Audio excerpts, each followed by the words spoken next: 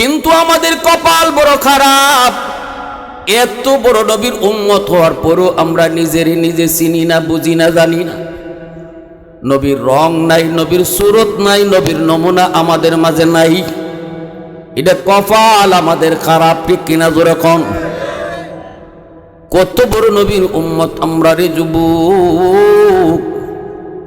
এ যুবক শোনো, আমার আপনার নবী নবুয়ত পাইছেন 40 বছর বয়সে। 40 বছর বয়সে নবী নবুয়ত পেয়েছেন। 40 বছর বয়সে নবীর কাছে কোরআন এসেছে।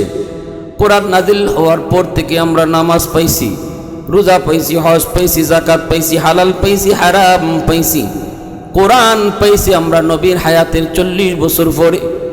জন্ম থেকে নিয়ে নবীর জীবনের 40 বছর পর্যন্ত জীবনের এক পাঠ, আর 40 থেকে 63 বছর পর্যন্ত নবীর জীবনের দ্বিতীয় পাঠ। জন্ম থেকে নিয়ে 40 বছর পর্যন্ত নবীর কাছে কোরআন নাজিল হয় নাই। এজন্য নবীজির জীবনের এই পাঠটাকে মিলাদুন নবী বলে।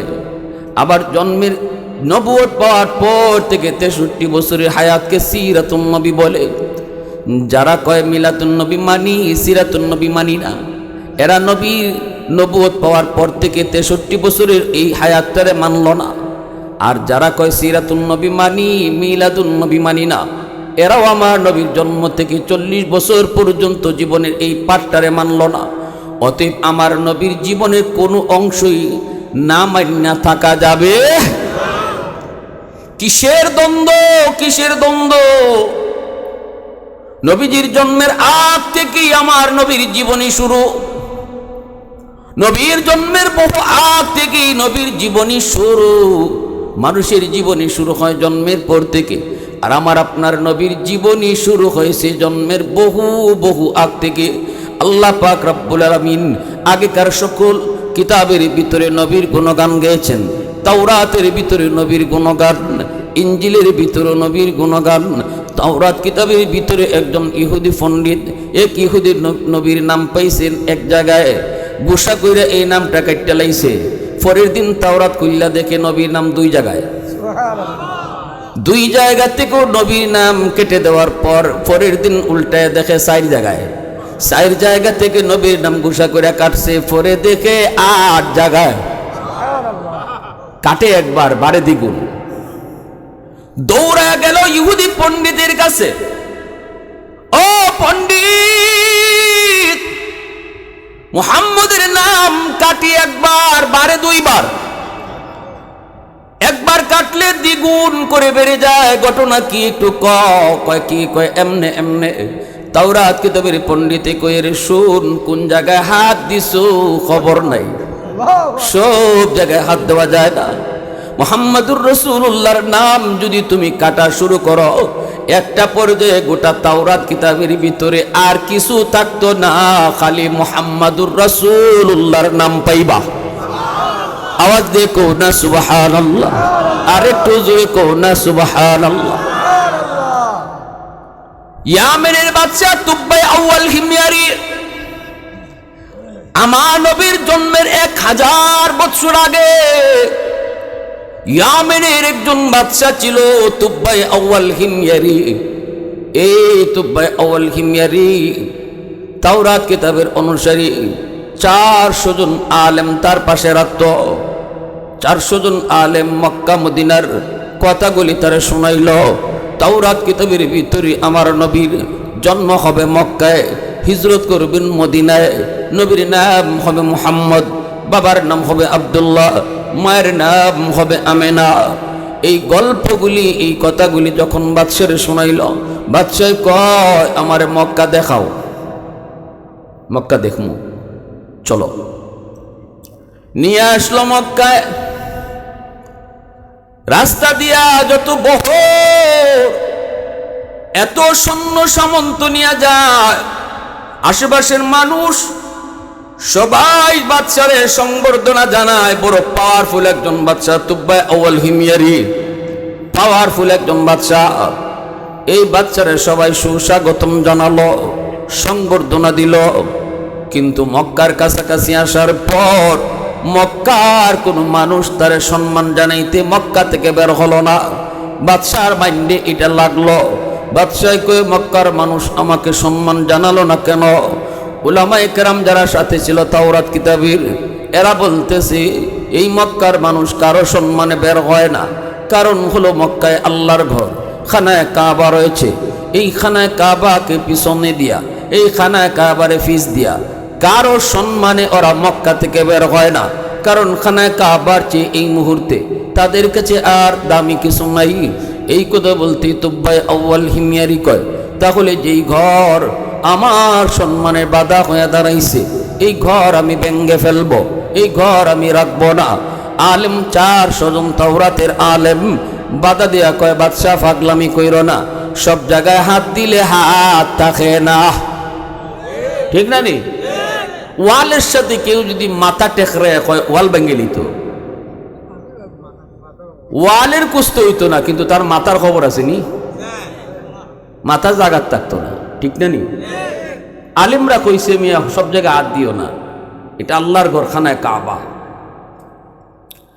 তারপর আলেম ওলামার কথা সে মানল না, আল্লাহর ঘর খানায় কাবার সামনে আইসা হাত দিয়ে দিছে।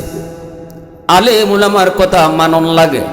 আলেমরা সরকারেরও ক্ষতি চায় না, বিরোধী দলেরও ক্ষতি চায় না, আলেমরা জনগণেরও ক্ষতি চায় না।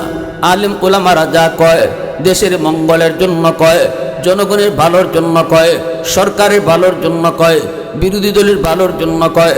উলামায়ে কেরাম সর্বদা সবার ভালোই চায়, আল্লাহর কাছে সবার ভালোর জন্য দোয়াও করে। ঠিক না নি? কেউ কেউ বুঝে না, কেউ কেউ বুঝে না, না বুঝে কয় মৌলবীরা চেয়ারও বইতে চায়, মৌলবীরা ক্ষমতা নিতে চায়। মৌলবীরা ক্ষমতা নিলেও মৌলবীরা নিতে চায় কেনে? নিতে চায় একমাত্র আল্লাহর কোরআনের আইন জারি করার জন্য। আল্লাহর কোরআনের আইন ছাড়া মানুষের ভাগ্যের কোনো পরিবর্তন হবে না, কোনো দিন হবে না। মানুষের গড়া কোনো মতবাদ দিয়ে মানুষের ভাগ্যের পরিবর্তন হয় না। কারণ এই মানুষের কোনটা ভালো কোনটা খারাপ এটা যিনি মানুষ বানাইছে ইনি ভালো জানে। অতএব আইন চলবে কার? আল্লাহ। জোরে বলেন কার? আল্লাহ। আল্লাহর আইন। উলামায়ে কেরাম যে তুই বুঝায়, বাদশা বুঝ মানে না।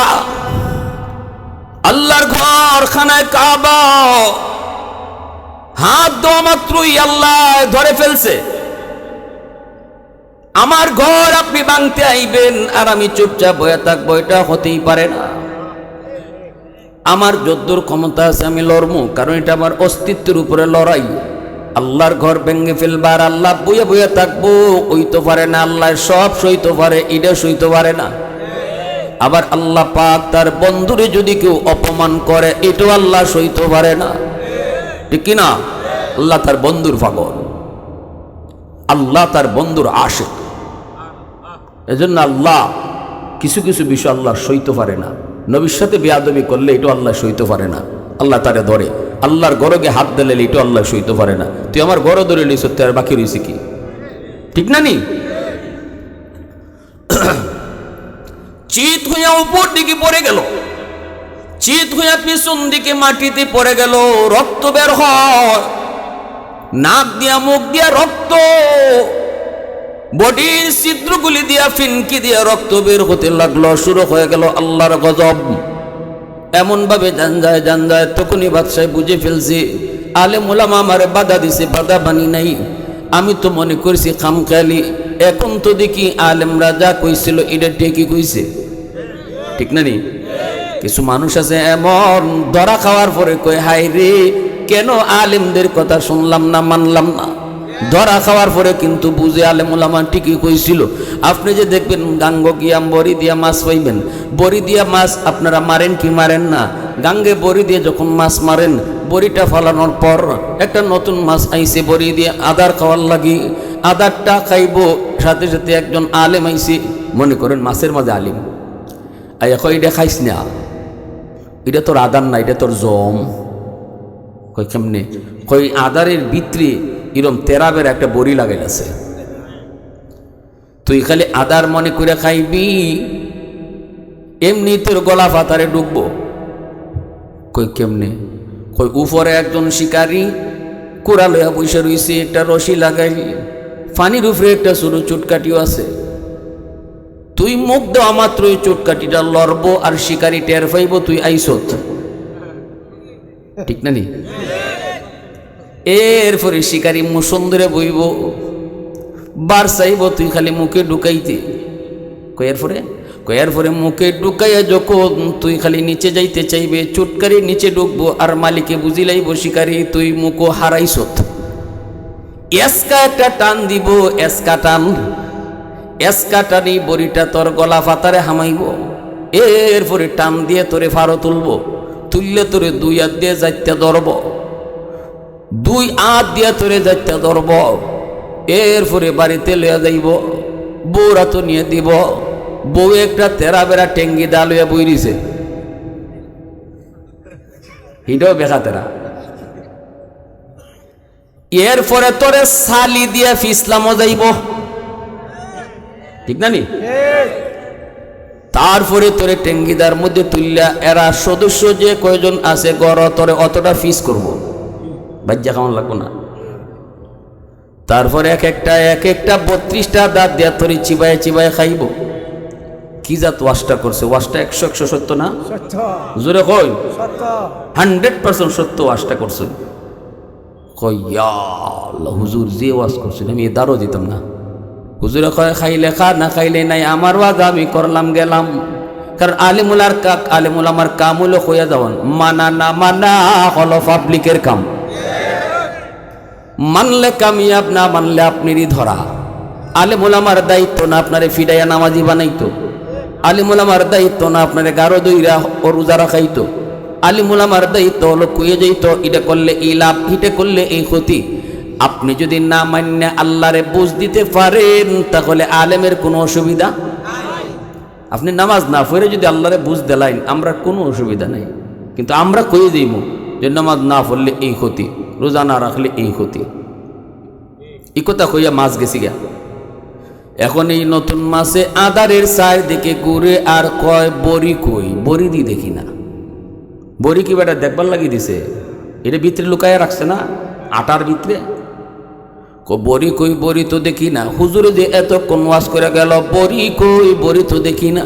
আমাদের দেশেরও কিছু নাস্তিক মার্কা আছে, কয় হুজুররা যে কয় কবরে খালি দিরিম দিরিম ফিটা আওয়াজ দি হনি না। হ্যাঁ, কত জীবনে কত কবরের দাঁড়ে দিয়ে গেলাম, কোনো চিল্লা চিল্লি তো হইলাম না। হেও আদারের সাইড দিকে ঘুরে আর কয় বড়ি কই, কইল যে ভিতরে একটা তেরা বেড়া বড়ি লাগে। আবার মাঝে মাঝে উফরি দিয়ে ছায়া কইল উফরে একজন শিকারি বুয়া, কই শিকারিও তো দেখি না, শিকারিও তো। এরপরে মনে মনে কই বুঝছি রে, আমার এখান থেকে হরাইয়া হুজুরাইয়া খাইতো। আমাগো দেশও কিছু মোটা মাথা আছে, কয় বুঝছি রে হুজুররা এই কথা কই আম ঘরে হরাইয়া চেয়ারও বইতো। কয়নি না কয় কয় না হুজুর আপনারে চেয়ারও বইতে দিমু না, বইমু আমি হই। কয় না হুজুর আপনারে খাইতে দিমু না, খাইমু আমি হই। কইই খালি একটু কাটা দিছে, সুটকারি লড়ছে নি? জোরে কই টের ফাইলিছে না নি বেটায়? এই চিন্তাই মুখ খালি ঢুকাইছে, চুটকাটি ফানির তলে ঢুকছে নি, এসকা টান দিছে নি। ফারো তোলার পরে যখন দুই হাত দিয়ে যাইতে ধরে তখন এই মাছে লেজ নারে আর কয় আমি আর খাইতাম না গো। হুজুরে যা কইছিল ঠিক কইছিল, আমারে আরেকটা বার সুযোগ দিলাও, আমি আর জীবনে খাইতাম না। এমন যতই লেজ না রাখ বলুন তো কোনো শিকারী মাছ ছাড়েনি, আরো যাইতে বেশি করে ধরে, ঠিক না? দইরা তারে নিয়ে টিকি বোর দাঁড় দেয় আর মাছে কয় হুজুরে যা কইছিল সব দিয়ে ঠিক হই, এটা দি তেরা বেড়া টেঙ্গি দা। যখন ফিসলাম যায় সালি দিয়া কই রে হুজুরে যা কইছিল সব তো ঠিকই কইছে, আমার এখন ফিসলামও যাইতেছে। টেঙ্গিদা তুলে প্রতিবার মাছে খালি কয়েকটা বার সুযোগ দিল, আর জীবনেই কাম করতাম না। কেউ সারে না, কেউ সারে না। এজন্যই উলামায়ে কেরামের কথাগুলি আজকে তুমি বুঝো না, বুঝবাই টাইম মতো, ঠিক কিনা জোরে হোক। এদেশের ফেসিস সরকার বুঝছে না নি, যখন আন্দাইরও ফালাই গেছে, হ্যাঁ আলেম উলামা অত চিল্লাইছিল কেন লাগে, এটা টের পাইছে না নি? টের পাইলিছে। এটা তো দুনিয়ার ধরা। আর সক্রাত যখন শুরু হইব, মালাকুল মউত আজরাইল যখন আইবা দাঁড়ো, তখন তো দেখবো হাই রে নাসিরউদ্দিন আনসারী যেটা কই গেছিল তো ঠিকই। এখন দুনিয়া দেখতেছি, এতদিন খালি দুনিয়া দেখছি, এখন তো আখেরাতও দেখতেছি। হ্যাঁ, আমার জান্নাওয়াল লাগে এরা কারা আইলো, এরা কারা, এদের চোখগুলো এত বড় বড় কেন, এরা এত ভয়ঙ্কর কেন? তখন খালি লুকাইতে চাইব, আর লুকাইবার সুযোগ।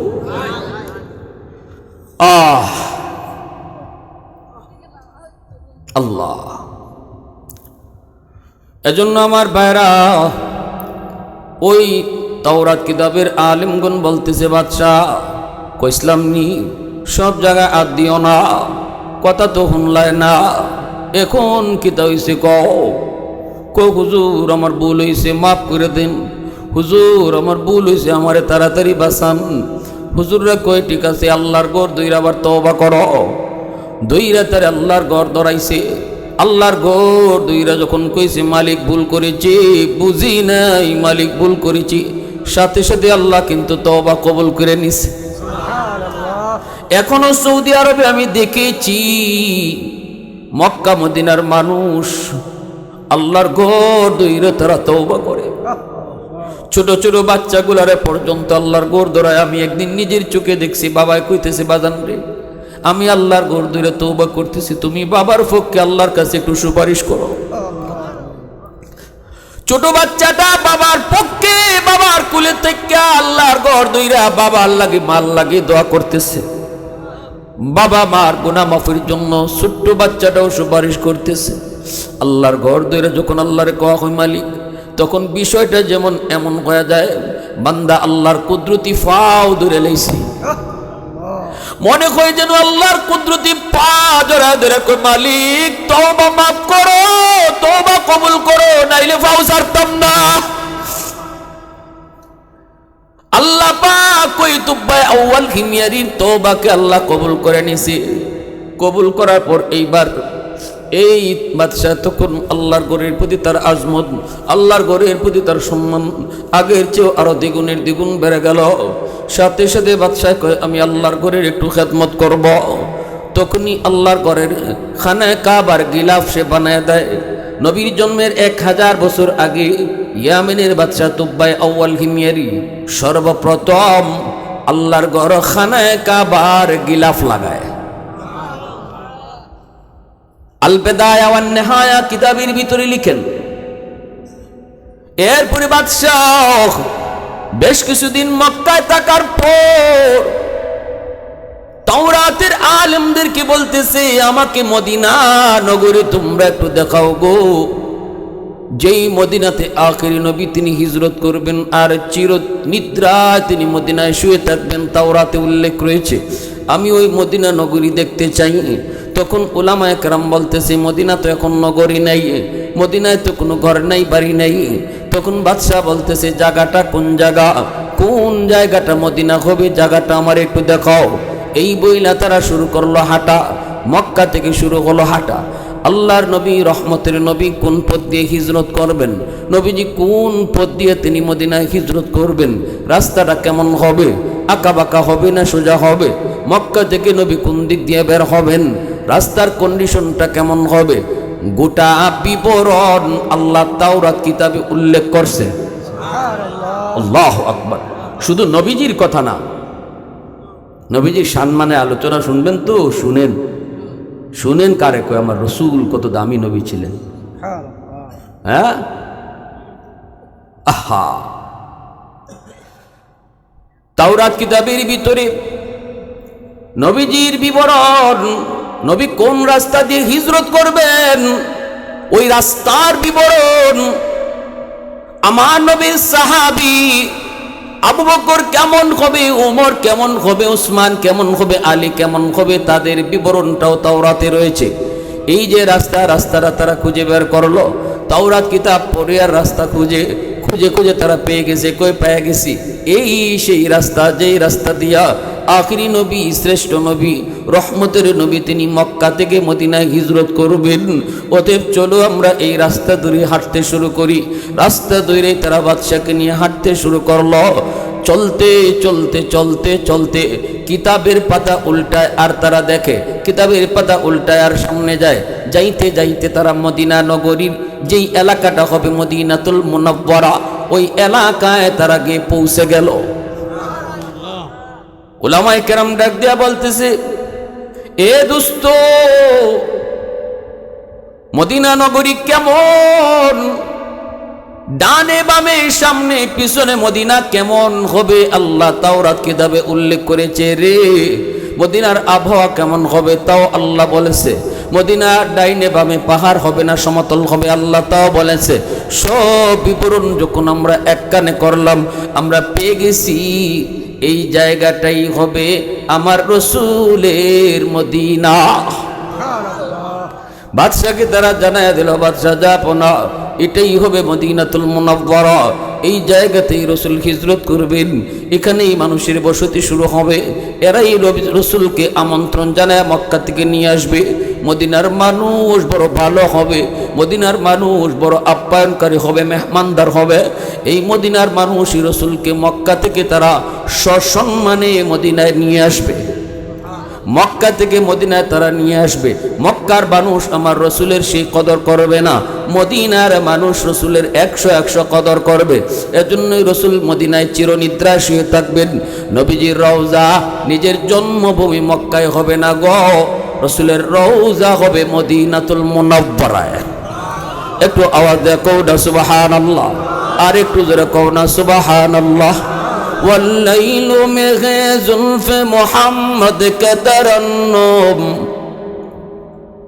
والليل में है जुल्फ मोहम्मद का तरन्नुम, والشمس में रुखसाराए अहमद का तरन्नुम, والفجر में है सुबह रिसालत की बिशारत, والعصر में है दौर नबूवत की बिशारत, हर फूल में है रूय मदीना का तबस्सुम, शाखों की लचक में बेक़दा का तकल्लुम, यासीन से मौला ने कभी उनको पुकारा,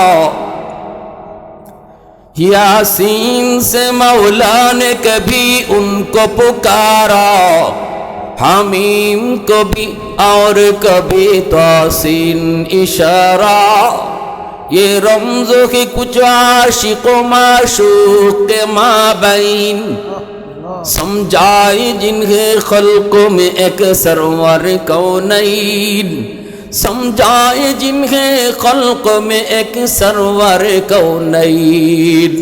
मुसलमान आवाज को अल्लाह अकबर। दीन इस्लाम, उलमाए हक्कानी, उलमाए रब्बानी, उलमाए देवबंद, मुफ्ती नासिरुद्दीन अंसारी साहेब, नाराए तकबीर। এইবার বাদশাহ বলতেছে, শোনো, মদিনাতুল মুনাওয়ারা তো আমরা সংবাদ পেয়ে গেছি, মদিনার সন্ধানও আমরা পেয়ে গেছি। এই জায়গাতেই রসুল মদিনায় হিজরত করে আসবেন, তাও আমরা বুঝলাম। কিন্তু এই মদিনা এখন আমরা কি করব বলো? তাওরাতের আলেমরা বলতেছে, বাদশাহ, যেহেতু মদিনাতুল মুনাওয়ারার সংবাদ পেয়েছি, সন্ধান আমরা পেয়ে গেছি, আমরা আর ইয়ামেন যাব না গো, আমরা মদিনায় থেকে যাব। যেই মদিনায় রহমতের নবী রওজাতা শরীফ, যেই মদিনায় রহমতের নবী রওজা হবে, ওই মদিনায় আমাদেরও কবর হোক। আমরা মদিনা ছেড়ে আর ইয়ামেন যাব না, আমাদের কবর মদিনায় হবে, আর রহমতের নবী এই মদিনা দিয়ে হাঁটবে, আমাদের কবরের উপরে তার পায়ের ধুলাবালি পড়বে।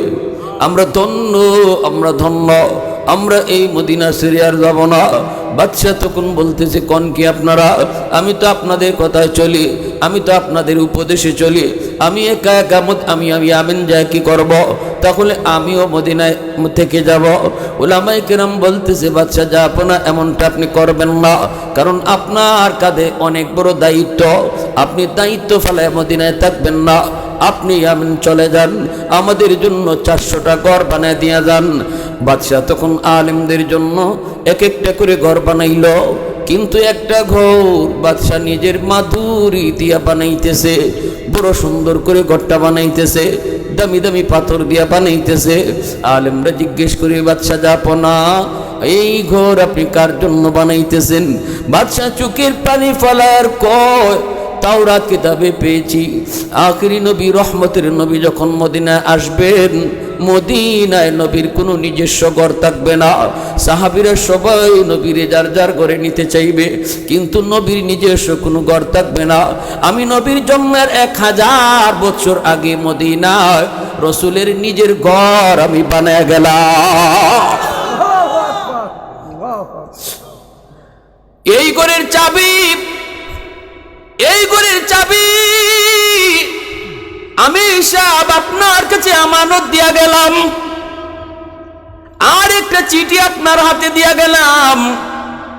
আপনি মৌতের আগে আপনার সন্তানকে এটা বুঝাই দিবেন, সন্তান তার সন্তানকে বুঝাই দিবে। এইভাবে আমার রসুলের হাতে যেন আমার চিঠি আর চাবি গিয়ে পৌঁছে। ঘর বানিয়ে দেওয়া হলো গো, তালা দেওয়া হলো, চাবি আমি সাহেবের হাতে, চিঠি আর চাবি আমি সাহেবের হাতে দিয়া বাদশাহ চলে গেলেন ইয়ামেন। ভাইরা বন্ধুরা, এই দিকে রসুলের জন্মের 1000 বছর আগে, এই দিকে আমার রসুল 1000 বছর পরে জমিনে আসলেন। 400 জন আলেমের ইন্তেকাল হলো, একে একে তাদের সন্তানরাও মারা গেল, কিন্তু চিঠি আর চাবি পরম্পরায় হাত হাত হয়ে শেষ পর্যন্ত চলতেছে। সুবহানাল্লাহ, জোরে বলেন, আর একটু জোরে বলেন না সুবহানাল্লাহ। আমার আপনার নবী মক্কা থেকে মদিনায় যেদিন হিজরত করলেন, কুবা নামক জায়গায় নবী অবস্থান করলেন, সেখানে মসজিদ নির্মাণ করলেন। সর্বপ্রথম মসজিদ মদিনার মসজিদে কুবা, সেখানে রসুল মসজিদ নির্মাণ করলেন। ওই সময় মদিনার মানুষেরা সবাই রসুলকে সুস্বাগতম জানানোর জন্য মদিনা থেকে তারা কুবার দিকে যাইতেছে। আমার রসুল কুবায় আছেন, রসুলকে সসম্মানে তারা মদিনায় ঢুকাবে, এই দিকে সবাই যাইতেছে মনের আনন্দে। কিন্তু একজন মানুষ শুধু যায় না, রসুলের সাহাবী তিনি আবু আইয়ুব আনসারী রাদিয়াল্লাহু তাআলা আনহু, তিনি ওই ঘরটা শুধু মুসাবসি করেন, কারণ তিনি হলেন ওই আমির সাহেবের বংশের সর্বশেষ মানুষ যার হাতে চিঠিয়ার চাবিটা আমানত। রসুলের ওই ঘর মুছতেছেন, পরিষ্কার করেন, চোখের পানি জরা জরা কান্দে আর বলে, ঘর রে, আজ তুই তোর মালিক রে পাইবি। মদিনার মানুষেরা কয়, ও আবু আইয়ুব, সবাই কুবার দিকে যায়, তুমি কি যাবা না? আবু আইয়ুব আনসারী চোখের পানি জড়ে কয়, কান্দে আর কয়, মদিনার মানুষ তোমরা কুবায় যাও, আমারও যাইতে মন চায়, কিন্তু আমার হাতে আমার রসুলের 2টা আমানত রয়েছে, আমি এর কাছে 2টা আমানত রয়েছে গো। এক হলো এই ঘরের চাবি, আর এক হলো একটা চিঠি। আমার মন বলে ওই আমানতের খবর আমার আল্লাহ তার বন্ধুরে জানাইব, আর আমার রসুল এই আমানতের বুঝে নেওয়ার লাগি আমার পর্যন্তই আইব। ভাইরা বন্ধুরা, এইদিকে আমার রসুল কুবা থেকে যখন মদিনায় ঢুকবেন, মদিনার মানুষেরা একজন একজন করে রসুলের কাছে যায়, বলতেছেন, নবী গো, আপনি আমার বাড়িতে উঠেন, আমার 5টা বাড়ি আছে, একটা বাড়ি আমি রাখবো, বাকি 4টা আপনার দেলাইমু। আরেকজনে যে কই, নবী গো, আমার 10টা ঘর আছে, যে কয়টা আপনার লাগবে সাহাবীদের সহ সব দেলাইমু, আমার বাড়িতে উঠেন। সবাই কিন্তু রসুলকে যার যার বাড়িতে নিতে রাজি, কিন্তু রসুল বলতেছে, আমি কোথায় যাব, কোথায় বসবো এটা আমি জানি না গো, জানেন আমার আল্লাহ, আর জানে আমার উটনি। আমি উটনির পিঠে বসা থাকবো, আর আমার আল্লাহর ইশারায় উটনি চলবো, উটের রশি থাকবো আল্লাহর হাতে। সুবহানাল্লাহ। আমি উটের পিঠে বসা থাকবো, রশি থাকবো আল্লাহর হাতে। সাহাবায়ে কেরাম পিছনে, উটের পিছনে, নবীজি উটের পিঠে উঠলেন, রশি আল্লাহর কুদরতি হাতে। কেউ রশি তো দেখে না, কিন্তু উট তো চলতেছে, উটনি তো চলতেছে। একজন একজন করে বাড়ি পাস করে, আর সাহাবীর মন দুর্বল হয়, হায় রে আমার বাড়িতে উটটা বসলো না, হায় রে আমার বাড়িতে উটটা বসলো না। কিন্তু উট এমনভাবে মদিনার অলিগলি দিয়া রসুল্লে যাইতেছে যেন বহু আগ থেকে উটে রাস্তা চেনে। মূলত উটে তো রাস্তা চিনে না, উটের রশি তো আল্লাহর কুদরতি হাতে। যাইতে যাইতে মদিনার মসজিদে নববীর পাশে এসে আবু আইয়ুব আনসারীর ঘরের সামনে যায় উটনি রসুলকে নিয়ে বসে গেল। আল্লাহ নবী উটনির পিঠ থেকে নাইমা রসুল আবু আইয়ুব আনসারীর কাছে যায়, দেখেন আইয়ুব চোখে পানি জড়ায় জড়ায় কাঁদতেছে। রসুল যায় কই, আবু আইয়ুব রে, কই আমার চিঠি আর চাবি দেও। সাহাবায়ে কেরাম রাদিয়াল্লাহু তাআলা আনহুম সবাই চোখের পানি ফেলে কাঁদতেছে। মায়ার নবী, দয়ার নবী চিঠিটা হাতে নিলেন, নিয়ে দেখেন সেই তুব্বাই আউয়াল হিময়ারি চিঠিতে মায়ার নবীরে সালাম দিছে, আর দিয়া লিখতেছে, নবী গো, আপনার জন্মের 1000 বছর আগে আপনার মদিনা দেখে গেছি। যেখানে আপনি হিজরত করবেন, যেই মদিনায় আপনি রওজা নিয়ে শুয়ে থাকবেন। ওগো নবীজি, আমিও থাকতে চেয়েছিলাম কিন্তু পারি নাই, দায়িত্ব ছিল আমার। 400 জন আলেম মদিনায় রয়ে গেল। নবী গো, আমি জানি মদিনায় আসলে পরে আপনার ঘর দরকার। আমি আপনার একজন খাদেম, আপনার জন্য একটা ছোট ঘর বানিয়ে গেছি, হাদিয়াটা আপনি কবুল কইরেন। আর নবী গো, আমি তুব্বাই আউয়াল আপনার উপর, আপনার জন্মের 1000 বছর আগে আপনার উপর ঈমান আনছি। একটু আওয়াজ দিয়ে কও না সুবহানাল্লাহ, আর একটু জোরে কও না সুবহানাল্লাহ। উলফত মে তেরি ওয়াইসি নে দান কতুরা, বু বকর উমর নকশ কদম তেরা ন ছোরা। उल्फत में तेरी वैसी ने दंदान को तूरा, बू बकर उमर नक्श कदम तेरा न छोरा। आयो शाक़ नबी वाक़ियस रारे मदीना, सुल्तान का सुल्तान है सुल्तान मदीना। सरकार का सरकार है सरकार मदीना, गुलजार का गुलजार है गुलजार मदीना। अल्लाह ने मक्का ही में ये काबा बनाया, इस काबा का काबा तेरी मरकद को बनाया। अल्लाह ने मक्का ही में ये काबा बनाया, इस काबा का काबा तेरी मरकद को बनाया। ऐसा लम्हा जी चले जा राह मदीना, सुल्तान का सुल्तान है सुल्तान मदीना। सरकार का सरकार है सरकार मदीना, गुलजार का गुलजार है गुलजार मदीना। मोहब्बते बोलें अल्लाहु अकबर, आरो जोरे अल्लाहु अकबर। বাইরা বন্ধুরা, জন্য বলতেছিলাম আমার নবীর জীবনী শুরু হয়ে গেছে জন্মের বহু বহু আগ থেকে। জন্মের সময় রসুলের জীবনে কিছু এমন ঘটনা ঘটছে, যেই ঘটনাগুলি রসুলের জীবনের মিলাদুন নবীর পাঠ, এগুলো অস্বীকার করার কোনো সুযোগ নাই। ভাইরা বন্ধুরা শুনেন তাহলে, আমার রসুল যখন জন্ম নিয়েছেন, রসুল জন্ম নেওয়ার পর মক্কার পাশের এলাকা থেকে নারীরা উটের পিঠে সওয়ার হইয়া মক্কার দিকে আসবে। টাকার বিনিময়ে সন্তান গ্রামে নিয়ে যাবে, দুধ খাওয়াবে, গ্রামের পরিবেশে বড় করবে, এরপরে আবার মার কুলে ফিরাইয়া দিবে। টাকার বিনিময়ে তারা নিবে। নবীজির দুধমা হালিমা সাদিয়া রাদিয়াল্লাহু তাআলা আনহা তিনিও আসলেন, বান্ধবীদের সাথে তিনিও আসলেন স্বামীকে নিয়া। হালিমা সাদিয়ার উট ছিল বড় দুর্বল, বান্ধবীদের সাথে তিনি পাল্লা দিতে পারেন নাই, তারা আগে ভাগে চলে আসছে। মক্কায় ডুইকা তারা যার যার মতো করে সন্তান নিয়ে নিছে। নবীজির কাছে যাওয়ার পর কেউ রসুলকে তারা কেউ নিতে চাইল না, কারণ নবীজির বাবা নাই। বাবা না থাকার কারণে নবী এতিম সন্তান নিলে টাকা বেশি মিলবে না, বকশিশ বেশি মিলবে না, এজন্য তারা রসুলকে নেয় নাই। রসুলের দুধমা হালিমা সাদিয়া রাদিয়াল্লাহু তাআলা আনহা তিনি স্বামীকে নিয়ে মক্কায় পরে ঢুকলেন। ঢুকে রসুলের ঘরে গেলেন, দরজা লাগানো।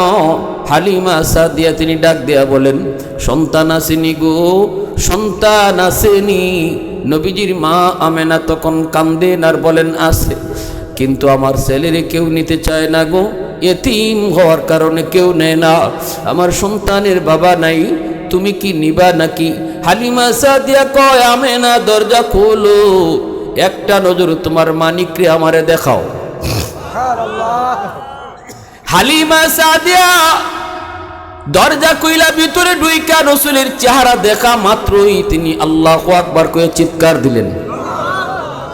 ডাক দিয়া বলতেছেন, আমেনা গো, ও আমেনা, এই মহিলা তোমার ছেলে মুহাম্মদকে নেয় নাই, এরার কপাল ফুরা। আমি হালিমা জীবনে কত সন্তান দেখেছি, কিন্তু মুহাম্মদের মতো এত সুন্দর কাউকে দেখি নাই। নবীজির মা আমেনা বলতেছেন, তুমি কেমনে দেখবা, আমিও তো দেখি নাই। মক্কায় কত দেশের শিশু বাচ্চারা আসে বাপ মার সাথে, কিন্তু আমার মানিকের মতো এত সুন্দর আমি কাউকে দেখি নাই। আল্লাহ পাক তখন কয়, জিব্রাইল, আমার বন্ধুর সৌন্দর্যের প্রশংসা চলছে, হালিমাও দেখে নাই, আমেনাও দেখে নাই বন্ধুর মতো, তুমি জিব্রাইল কেউ রে দেখছো নি? জিব্রাইলে আমিন কয়, মালিক, পৃথিবীর উত্তর থেকে দক্ষিণ, পূর্ব থেকে পশ্চিম, এমন কোনো জায়গা নাই আমি জিব্রাইল যাই নাই। ওগো মালিক, কসম, তোমার জাতের কসম, তোমার বন্ধুর মতো দ্বিতীয় আরেকজন আমি জিব্রাইল দেখি নাই। এবার আল্লাহ পাক কই, জিব্রাইল কেমনে তোমরা দেখবা? তাহলে শুনো, আমি আল্লাহ আমার বন্ধুর সৌন্দর্যের কি বলে শোনো। আমার বন্ধুর মতো এমন আর একজন সুন্দর করে আমি পৃথিবীতে বানাই নাই, কিয়ামতের আগে বানাইতাম না। আওয়াজ দেয়া কও না সুবহানাল্লাহ, আর একটু জোরে সুবহানাল্লাহ। এজন্যই তো আম্মাজান আয়েশা সিদ্দিকা রাদিয়াল্লাহু তাআলা আনহা বলেছিলেন, মিশরের মেয়েরা ইউসুফ নবীরে দেখা বেহুশ হইয়া আপেল না কাটতে আঙ্গুল কাটছিল, কিন্তু এরা যদি আমার নবীরে দেখতো তাহলে আঙ্গুল না নিজের কলিজা কাটতে লাইতো, খবর থাকতো না। কুলে নিয়ে আসলেন। হালিমা সাদিয়া স্বামী কয়, হালিমা কিছু পাইছুনি? হালিমা সাদিয়া কয়, স্বামী গো, কিছু না, চেহারা দেখো। চেহারায় মনে কয় আমরা সব পাইয়া গেছি। আল্লাহ নবীকে কুলে নিয়া হালিমা সাদিয়া উটের পিঠে বসলেন, আর হালিমা সাদিয়ার স্বামী সামনে বইসে উঠে বলতেছে, উঠ চল, উঠ চল, আমরা বাড়ি যাব। কিন্তু উঠ যে বইসে বইসে উঠে না, চাবক দিয়ে উঠে পিটায় গো, উঠ তো নড়ে না চড়ে না, আবারও পিটায়, উঠ নড়ে না চড়ে না। এইবার উঠে আল্লাহর কাছে জবান চায়। সুবহানাল্লাহ। ও মালিক, জবান দেওয়ার মালিক, তুমি আমার একটু জবান দিবাইনি, আমি কেন উঠি না একটু কইতাম। তখনই আল্লাহ উটের জবান দিয়ে দিছে। উটটা ডাক দিয়া কয়, মালিক, যতই আমার পিটাও আমি উঠবো না, কারণ হলো তুমি বইছো সামনে, আর তোমার বিবি যারে কুলে নিয়ে পিছনে বইছে তারে চিনোনি। দুধের বাচ্চা বইলা তোমরা চিনো না, কিন্তু আমি উট তারে চিনে ফেলেছি। ইনি রাহমাতুল লিল আলামিন, দু জাহানের বাদশা, যার উসিলায় আল্লাহ কায়নাত সৃষ্টি করেছে। ওই নবী যদি তোমার পিছনে বসে আর তুমি সামনে বসো, বিয়াদবি হয়। মালিক দয়া করে তুমি পিছনে যাও আর রহমতের নবীর সামনে বসাও। আমি উঠে মারণ লাগবো না, আঘাত করা লাগবো না, আমি দ্রুত দৌড়াইতে থাকবো। সাথে সাথে উঠে হালিমা সাদিয়ার স্বামী কই, ও গো হালিমা, কারে লই আইছো? তার পরিচয় উঠে আমাদেরকে শোনায়, তাড়াতাড়ি করে সামনে বসো। হালিমা সাদিয়া রসুলকে নিয়ে সামনে বসলেন। এইবার উঠ আস্তে করে উঠে গেছে, উঠে মারণ লাগে না, উঠ চলবো। আর কয়, মালিক আরেকটা আবদার করি মালিক, মক্কায় আসার সময় আমি উটের লাগাম ছিল তোমার হাতে, এখন যেহেতু রহমতের নবী আমার পিঠে বসছেন, আমি কত বড় ভাগ্যবান গো, আমি উটের লাগামটা রসুলের নরম হাতে তুমি ধরায়া দেও। আমার উট, আমি উটের লাগাম রহমতের নবীর নরম হাতে তুমি তুলে দাও। লাগামটা রসুলের হাতে ধরানো মাত্রই উটের গায়ের মধ্যে বরকতের শক্তি বেড়ে গেল, শক্তির মধ্যে বরকত বেড়ে গেল। উট এখন চলতে শুরু করলো, দ্রুত চলতে শুরু করলো। যেই উট মক্কায় আসার সময় আসতে পারে না, পিছনে পড়ে গেছে, বান্ধবীরা সবাই আগে চলে গেছে। এই উট এখন বাড়িতে যাওয়ার সময় এমন দ্রুত চলতে লাগলো, মাঝখানে গিয়া বান্ধবীদেরকে পিছনে ফালায় সামনে চলে যাইতেছে। বান্ধবীরা ডাক দেয়া কয়, হালিমা গো, ও হালিমা, এটা কি সেই উট নাকি কোনো অন্য উট নিছো? হালিমা সাদিয়া কয়, না, অন্য কোনো উট না, এটা ওই উটই। কয়, এত শক্তি আসলো কোত্থেকে? হালিমা সাদিয়া চোখের পানি মুছে আর কয়, বান্ধবীরা শুন, মক্কায় যাবার সময় উটের লাগাম ছিল আমার স্বামীর হাতে, এখন বাড়ি যাবার সময় উটের লাগাম হলো রহমতের নবীর হাতে। এজন্য আল্লাহ পাক শক্তির মধ্যে বরকত বাড়াইয়া দিছে, শক্তির মধ্যে বরকত আল্লাহ বাড়াইয়া দিছে। উট দ্রুত চলে গেল, দ্রুত চলে গেল, বাড়িতে পৌঁছে গেল। আল্লাহ পাক ডাক দিয়া কই, এরে দুনিয়ার বরকত রাজি, এ দুনিয়ার বরকত, আমি আল্লাহ বরকতের মালিক। আমার বন্ধু যেখানে যায় সেখানে বরকত বেড়ে যায়। বন্ধু হালিমার ঘরে ঢুকবে, তোমরা বরকত বন্ধুর আগে হালিমার ঘরে ঢুকো। জোরে কও না সুবহানাল্লাহ, আর একটু জোরে কও না সুবহানাল্লাহ। হালিমা সাদিয়ার ঘরে বরকত আগে ঢুকো, কারণ এই ঘর আর এখন হালিমার ঘর না, আমার বন্ধুর ঘর। সব কিছুর ভিতরে বরকত বেড়ে গেল। হালিমা সাদিয়ার উটগুলি যেই জায়গায় খায়, অল্প খানা খাইলে বরকতে পেট ভইরা যায়। ছাগলগুলি যেখানে খায় সেখানে পেট ভইরা যায়। অন্য ছাগলগুলি একই জায়গায় খায় কিন্তু এত পেট ভরে না। আল্লাহু আকবার, জোরে বলে। বাইরা বন্ধুরা জন্য বলতেছিলাম, যুবক, আমার নবী, দয়ার নবী, মায়ার নবী, রহমতের নবীর এই আলোচনা, এই আলোচনাটার পাঠ হলো মিলাদুন নবী।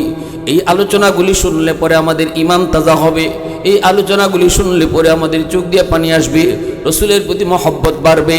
কিন্তু এই আলোচনাগুলোর ভিতরে আমি আপনি নামাজ খুঁজলে নামাজ পাবো না, হজ খুঁজলে হজ পাবো না, হালাল হারাম খুঁজলে হালাল হারাম পাবো না।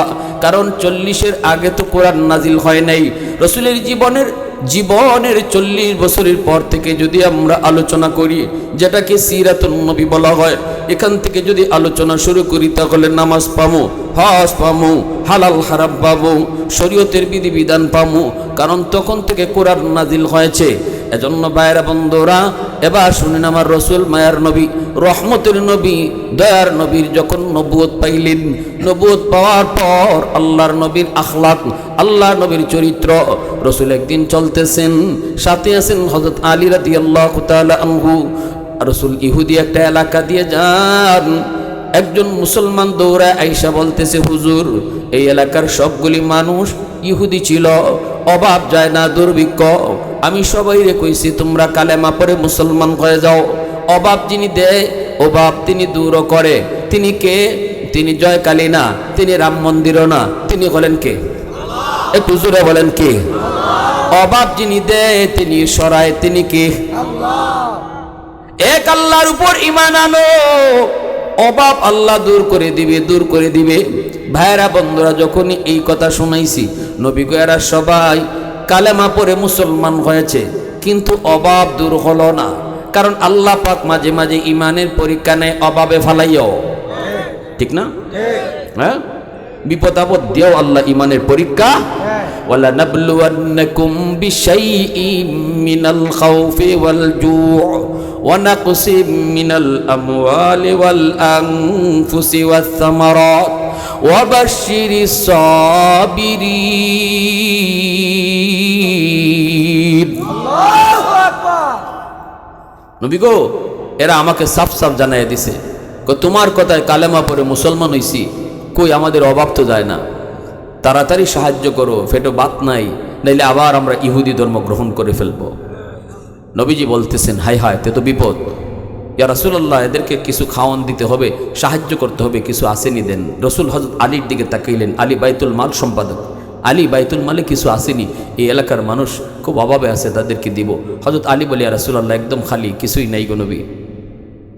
এমনি একজন ইহুদি অনেক ধনী, সে আয়েশা বলতেছে, মুহাম্মদ সে শুধু ধনী না, সে তাওরাত কিতাবের আলিম।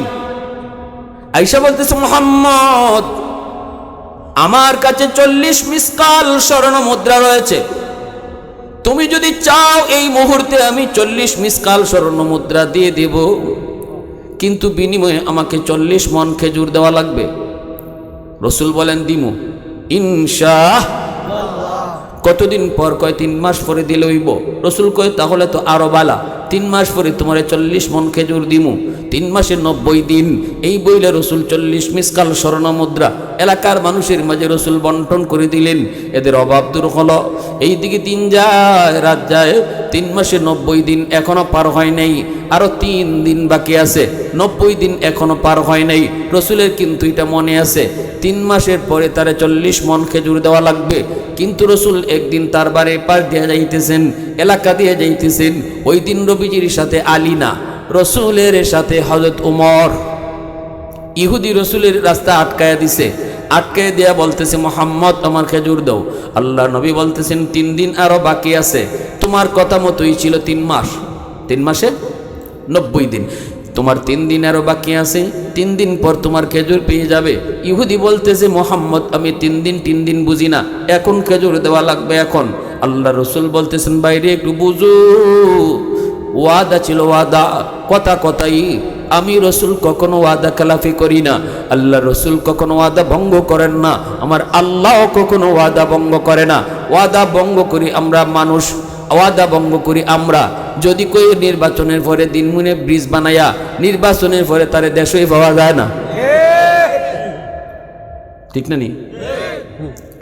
নির্বাচনের আগে, ভোট দেওয়ার আগে চাচারে কইতে, চাচা একটা ভোট দিয়েন, নেন 1 গ্লাস পানি খাইয়া যান।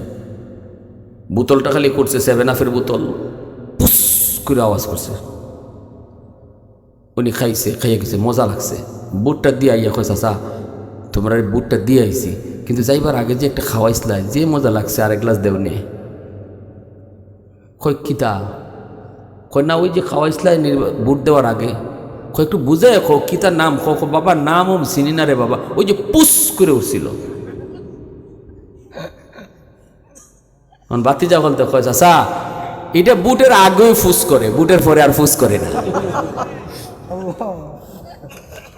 ঠিক না নি?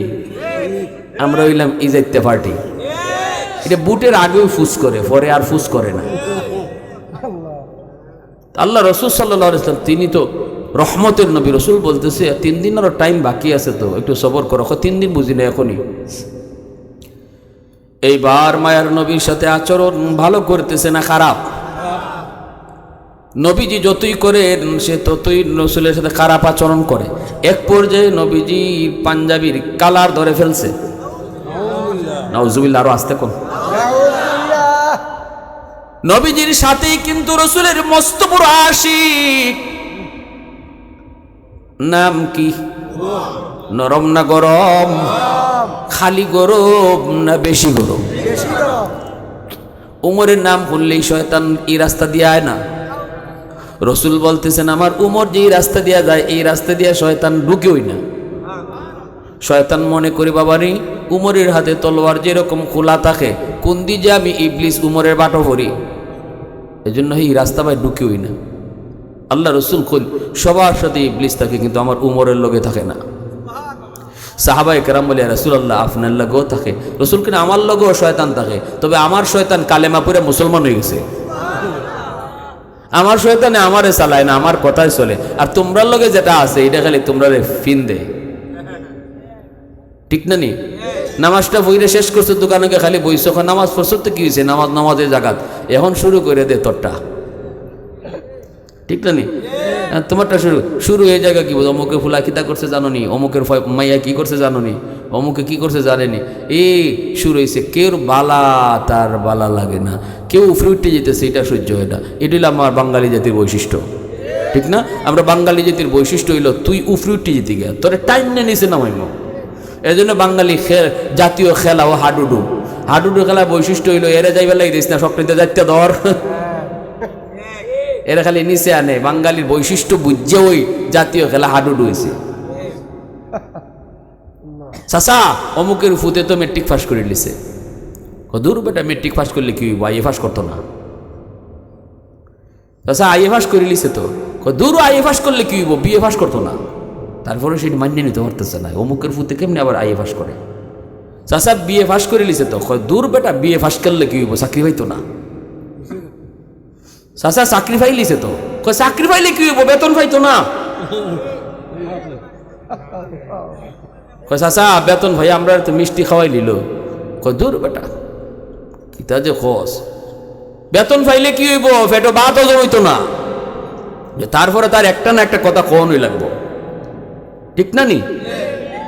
এটা আমি বলতেছি যে আমাদের সমাজের চিত্র, এমনও কিছু মানুষ আসেনি না, নাই সবাই যে এমন তা না। হযরত ওমর এত গরম সাহাবী, কিন্তু কথাই বলেন না। চেহারাটা লাল হয়ে গেছে, শরীর গুসায় কাঁপতেছে, কিন্তু কথা বলেন না, আক্রমণও করেন না, শুধু কাঁপতেছেন গুসায়, কিন্তু কথা বলেন না। ওমরের মতো গরম সাহাবী একটাই কারণ রহমতের নবী স্বয়ং হাজির। সুবহানাল্লাহ। আমি উমর আমার নিজের ইচ্ছায় কিছুই করতে পারবো না, রহমতের নবী আমাকে ইশারা দেওয়া লাগবে। রসুল তো উমরকে কিছুই কর না। আর আমি আপনি হইলে কি কইতাম, চেয়ারম্যান যদি এরম হইতো, সাথে যদি 3-4টা থাকতো, কইতো কি তারে তোরারে খাওয়াই কি এমনি নি, আমার ইজ্জত লই যেতেছে, আর তোরা দিয়ে চাই দেখো চা খাওয়াই এমনি নি ধর। কারণ আমাকে এলাকায় চেয়ারম্যান থেকে সামসার পাওয়ার বেশি থাকে, কষ্ট বেশি হয়ে লিতেছেন আপনি, হ্যাঁ হের পাওয়ার বেশি থাকে। দারোগার থেকে দারোগার বউ আরো বড় দারোগা হয়, এই যে আমরা হালত। এখন আল্লাহ রসুল সাল্লাহ ইসলাম হযরত ওমরকে তো কইতে পারতেন ওমর ধরো, কিন্তু রসুল তো তা বলেন না। আল্লাহর নবী যখন দেখেন নবীর কালারে ধরে ফেলেছে, রসুল উমরের দিকে তাকাইছেন, আর রসুলের মনে মনে হযরত ওমর ভাবতেছেন রসুল শুধু চোখে ইশারা দিবেন এর ধর, তাইলেই তো এর কল্লা আলোক। কিন্তু রসুল উমরের চেহারার দিকে তাকায় দেখেন চোখগুলা লাল লাল হয়ে গেছে হযরত উমরের গুসায়। নবীজি ধমক দিয়া বলেন উমর চোখ নিচের দিকে নামাও। পাওনাদার দুই কথা বলতেই পারে, তোমার আমার হজম করা উচিত। আমার আদর্শের নবী সুবহানাল্লাহ। ওয়া ইন্নাকা লালা খুলুকিন আযীম। এজন্যই তো আল্লাহ বলছে, আমি কসম খেয়া কইতেছি আমার বন্ধুর চরিত্র হলো পৃথিবীর শ্রেষ্ঠ উত্তম চরিত্র। রাসূল বলেন উমর চোখ নিচের দিকে নামাও। সে পাওনাদার দুই কথা বলতেই পারে উমর, পাওনাদারের কথা হজম করা লাগে, পাওনাদারের কথা হজম করা লাগে, পাওনাদারের সাথে রাগ করা যায় না, একটু হজম করা লাগে। এর ওমর এ ওমর চোখ নিচের দিকে নামাও। সাথে সাথে হযরত ওমর চোখটা নিচের দিকে নামায় ফেলছেন। রাসূল ডাক দিয়ে কাছে আইনা কানে কানে বলতেছেন, ওমর শোনো, এখনই তারে 40 মণ খেজুর দিয়া দিবা, আর দেওয়ার সময় তারে 40-এর 10-এর খেজুর আরো বেশি দিবা, 10-এর খেজুর আরো বেশি দিবা। হযরত ওমর চোখের পানি মুছের কই, নবী গো তারে বেশি কেন দিব গো নবী, এত খারাপ আচরণ করলো। রাসূল বলতেছে, ওমর রে, বেশিটার কারণ হলো তুমি যে তার দিকে চোখ লাল করে তাকাইছো, এর জরিমানা হলো 10-এর। সুবহানাল্লাহ, আওয়াজ দিয়ে কোন সুবহানাল্লাহ। এ মুসলমান নবীর উম্মত, শুনো আমার নবীর আখলাক কি ছিল, আমার নবীর আদর্শ কি ছিল, আর আমরা কি করি, আমরা কই আছি। হযরত ওমর মাথাটা নিচের দিকে দিয়া চোখের পানি ধরে কান্দে আর কই, নবী গো, আল্লাহ আপনারে কেমনে বানাইছে গো নবী,